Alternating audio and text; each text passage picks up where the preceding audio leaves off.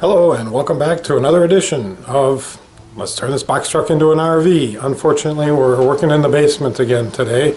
It's kind of cold and dreary outside, but anyways, this is kind of a Monday night recap of some of the work I did over the weekend and last week, because it's been a little while since we did an update. First off, I'm making some progress on this tufted headboard. I'm really pleased with it. I think it's coming out quite nicely. And it's the first time I've ever done a project like this. YouTube videos is a great resource. There's a guy from a place called ALO Upholstery that I watched his video, and that's what I'm trying to mimic here. I ran out of buttons though. The buttons came from eBay, and I ran out, so I ordered some more, but it's about 2 weeks slow trip from China to get the buttons. Maybe I'll get them this weekend and be able to finish this up. So I'm excited about that. Let's continue on downstairs. Also this weekend I worked on some of the pieces of maple. The maple countertops I had well underway, but before I dyed them and finished them, I wanted to do these other pieces that are also going to be maple, so I can dye and finish all this maple woodwork all at the same time. If you've been following the countertops, I finally got out my new bullnose router bit. It's a 3/4 inch router bit, and routed down the edges. A little bit of burning here and there, but this needs to be sanded and cleaned up yet, and this will clean up really nicely. I'm really happy about the look and feel of it, and these nice big radiuses on the corner. The other two pieces I had started a while back are these headboards and footboards for the bed. You can see these are bullnosed over as well. This was one of those epic fails. Let me show you where we started with these two things. Originally I pulled a couple of maple boards out of the shed. They really weren't, I shouldn't say dried, but they weren't dried in the basement here. They were cut in 2014, so they've been out there for, 4 or 5 years, 4 years. So I glued them up. But as I showed in another video, the glue joints really didn't join up very good. And, this is, like I said, an epic fail. So first off, I get out this out in the light here. First off, I got some lousy glue joints that are showing up. Of course, now you can't see them. Second off, they're too short.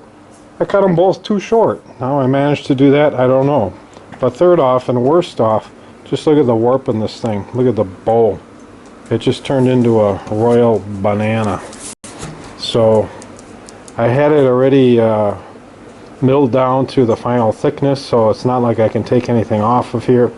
This much bow, these things are probably destined for the firewood pile. So I redid those. I got a couple of fresh maple boards, and I thought, I'm gonna get around this warpage problem. I'm gonna kerf the back. So I ran it through the table saw too many times, and you can see I kerfed it down. And the idea here is to keep it from warping. And it's been down here now for a week or so, but you can see it's holding up really well. And it's only 3/4 inch thick. So what I've got is a stable piece of plywood, although the plywood itself is kind of warped. But I'm going to glue these together, and I'll put the warps, whatever warp is in here, I'll put back to back so that they compensate for each other. Take each other's out just a little bit. I bullnosed the front. I cut them to final length. I fitted them in the box truck, and I think these are going to be winners. Then in between where you jump into the bed, there's two little cavities there to the left and right that need to be covers on them. And then by the refrigerator, there's another little cubby hole that needs a cover on it. So that's the 3 covers over there. And then right across where you jump into the bed, this piece fits in from one side of the box truck to the other, from left to right. And this too, you can see, is bullnosed over. And just a stupid amount of cutting and fitting to get these all to fit in here. Especially these covers. These covers literally snap into place. They just drop into place. So they're really easy to just grab the front edge and flip it open and pull the cover out. You can see how it's fitted in over the cabinetry. So it's, in fact, this is even tapered down a little bit, so it just fits in and locks in really nicely.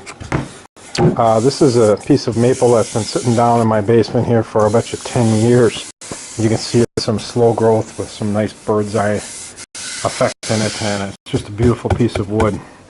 This came out of the same board actually. These were, I don't know, somehow back to back like this. So it was a real wide plank, and I got 2 pieces out of it. This one too is just a ridiculous amount of cutting and fitting to get this all to fit into place. So these go left and right. Here, see if I can show you how this all fits together here. This one fits right in here. You can see I've got a little epoxy in that knot hole. This one fits over here, so that when you are coming into the box truck and you see the bed in front of you, you'll see this bull nose in front of you and the rounded over corners. So I got to finish sanding, a little finish sanding on the 2 countertops. These are all finished sanded, ready to dye.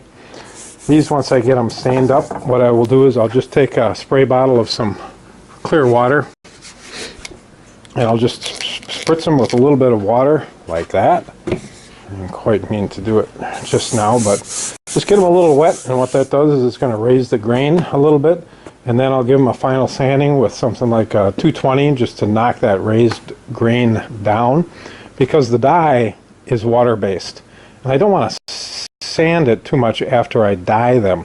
I want to dye it and then just hit it with the Armor Seal top coat without sanding in between. So I want to raise the grain with a little water and then dye. I better check to see if I've got enough here. I use this transport dye, and what I'm going to be using is I think a mix here of some black and some red. I've used it before. This is all black and this is all red, and I've got some in here somewhere. Whoa! Don't do this with one hand. Here it is. This is what I'm going to use. And I do have quite a bit here, so I think this will work. And it looks like I dyed my floor a little bit. But I guess if that's the worst thing that happens today, we're doing all right. And on that happy note, until next time.